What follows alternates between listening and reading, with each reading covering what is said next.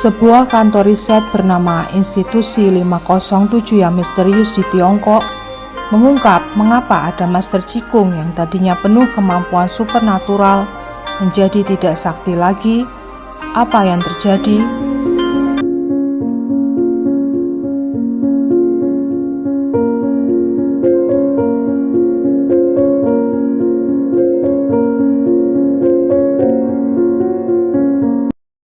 Salam sejahtera dan kebajikan pemirsa.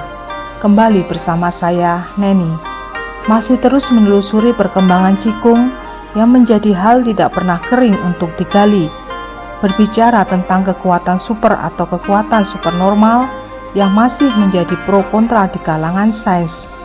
Hal ini menjadikan negara-negara besar terpicu untuk menginvestasikan banyak sumber daya manusia, materi dan keuangan untuk tujuan pengembangan dan studi. Pembahasan kita kali ini tentang Qigong dan kekuatan super yang dihasilkan melalui berlatih Qigong. Kisah ini diawali dari dua institusi misterius di Tiongkok yang saling melengkapi, yaitu Institusi 749 dan 507. Institusi ini digunakan untuk menangani segala kejadian aneh dan fenomena supernatural. Mundur ke belakang sejarah Institusi 507. Institusi ini didirikan tahun 1968. Pada mulanya digunakan untuk penelitian kedokteran dirgantara serta pelatihan keterampilan fisik astronot. Disebut Institut Teknis Medis Sains dan Teknologi Dirgantara Beijing dengan kode internal 507. Kemudian dalam perjalanannya, Institusi 507 mengalami stagnan besar. Meski sempat akan dihapus, Xian Shuizhen, seorang jenius yang mendapatkan beasiswa California Institute of Technology dan dikenal dengan julukan Bapak Roket Tiongkok, tetap mempertahankannya. Di bawah perlindungan Xian, ia mengalihkan fokus pada penelitian ke ilmu pengetahuan manusia. Xian yang saat itu ingin melakukan sesuatu untuk kepentingan ilmiah nasional, meminta 507 mulai mempelajari dua topik utama tentang fungsi khusus manusia dan kelayakan Qigong. Xian Shuizhen memastikan bahwa Qigong adalah suatu bidang ilmu pengetahuan. Untuk mendorong ilmu pengetahuan yang baru berkembang ini, Xian terus-menerus menulis surat rekomendasi kepada pemerintah, sembari mengenalkan konsep somatic science ke seluruh negeri. Sejak saat itu, kantor 507 resmi melakukan berbagai eksperimen kemampuan supernatural dan salah satunya Qigong. Dan bagaimanakah hasilnya? Sejak Tiongkok menghidupkan kembali Qigong pada awal tahun 1980-an, setelah menekannya selama revolusi kebudayaan tahun 1966-1976, banyak gaya Qigong yang populer telah mengalami masa kejayaan, dikenal dengan sebutan demam Qigong. Ada berbagai aliran Qigong yang berbeda, dan diantaranya ada juga praktik yang melibatkan roh. Pada saat itu orang hanya mengenal latihan Qigong dengan dua standar, yaitu latihan Qigong dapat menunjukkan kekuatan supernormal dan lainnya yaitu dapat menyembuhkan penyakit. Fenomena supernormal pada tubuh manusia adalah topik yang paling luas diberitakan, mulai dari kemampuan membaca dengan telinga, mengambil benda menembus ruang, membengkokkan sendok dengan pikiran, dan lain sebagainya. Berbagai aliran Qigong pun bermunculan di seluruh penjuru. Demam Qigong ini juga memunculkan Qigong-Qigong palsu yang hanya bertujuan materi. Institut 507 telah menyelidiki banyak orang dengan fungsi khusus. Beberapa di antaranya dapat dijelaskan oleh sains, dan beberapa masih sulit diuraikan. Salah satunya eksperimen membengkokkan sendok dengan pikiran. Kemampuan ini begitu populer saat itu, akan tetapi terkadang efektif, terkadang tidak efektif.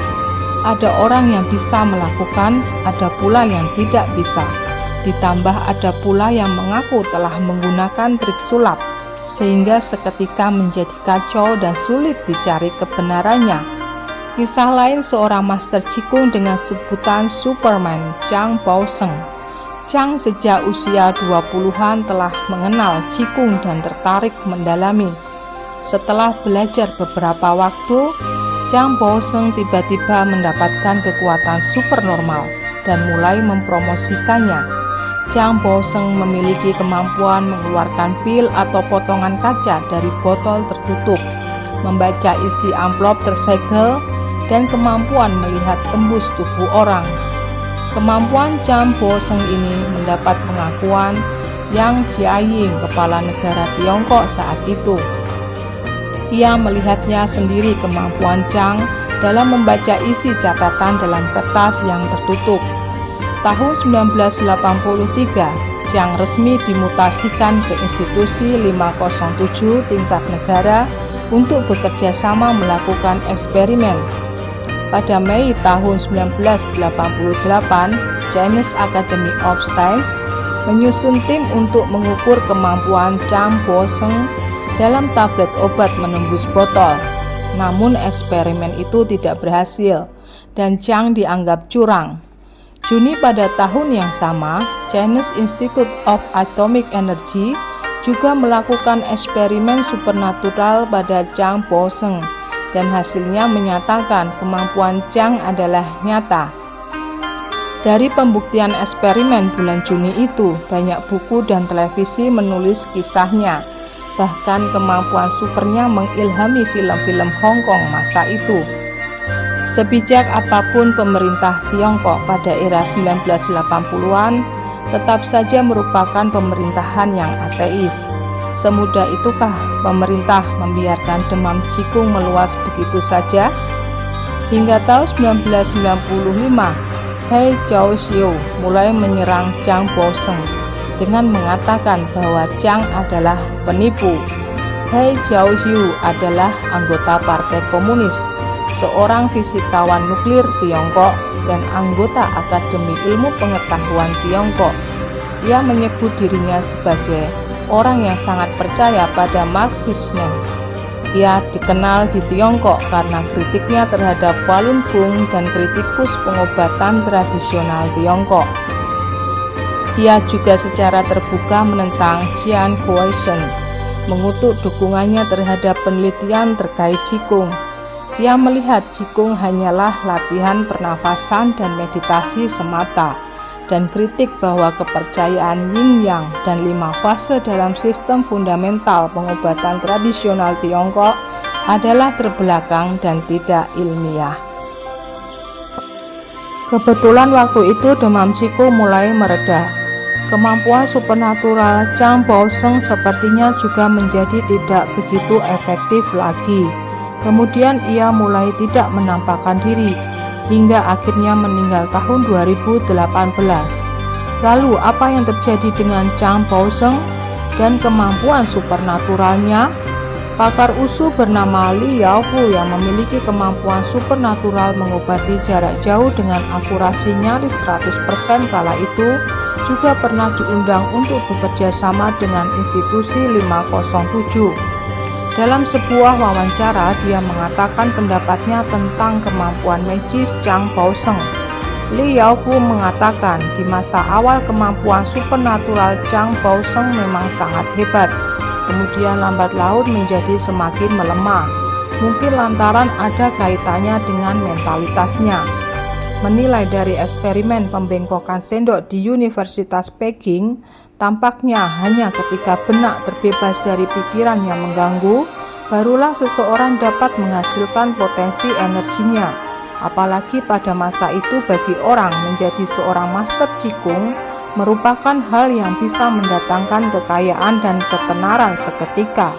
Kemanapun ia pergi selalu menjadi sanjungan dan pusat perhatian. Tetapi karena itulah mentalitasnya menjadi tidak bisa murni lagi. Kemungkinan kemampuan supernaturalnya pun tidak mampu dikerahkannya lagi. Dari kisah institusi 507 dapat dipetik pelajaran. Masih banyak fenomena dan peristiwa yang sulit dijelaskan oleh manusia di dunia saat ini. Institusi 507 telah banyak membuka pintu fenomena-fenomena ajaib tersebut, dan salah satunya Qigong. Qigong bukanlah hal yang takhayul dan bukan olahraga biasa. cikung tertinggi merupakan kultivasi yang jauh melampaui bidang hanya menjaga kesehatan dan kebugaran. Dengan mencari kebenaran sejati, hal-hal bersifat supernatural, kekuatan magis, hanyalah sisi yang belum terjangkau oleh apa yang disebut pengetahuan ilmiah saat ini. Apakah menjadi titik terang bagi kita? Tinggalkan komentar untuk pembahasan kali ini. Terima kasih telah menonton video ini. Jangan lupa untuk like, subscribe, dan share agar lebih banyak orang terinspirasi. Sampai jumpa di video-video selanjutnya.